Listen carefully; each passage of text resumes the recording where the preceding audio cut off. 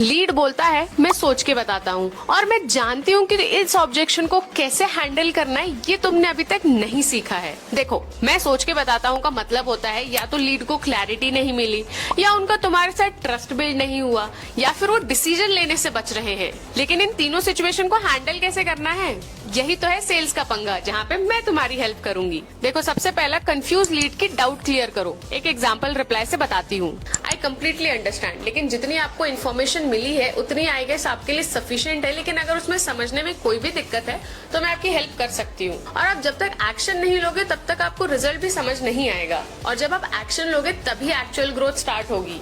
दूसरा मसला ये होता है कि लीड के साथ तुम्हारा ट्रस्ट बिल्ड नहीं हुआ। उसके लिए भी एक एग्जांपल रिप्लाई दे रही हूँ, ध्यान से सुनना। मुझे भी इसी तरह पहले डाउट हुआ था, लेकिन जब तक मैंने स्टार्ट नहीं किया मेरी पहली सेल नहीं आई। आप भी सेम जर्नी स्टार्ट कर सकते हो मेरे साथ, मैं आपको गाइड करूंगी। तीसरा मसला ये होता है कि लीड कॉन्फिडेंट ही नहीं है। उस समय पे तुमको अर्जेंसी बिल्ड करना बहुत ज्यादा जरूरी है। एग्जाम्पल रिप्लाई चाहिए, बताती हूँ।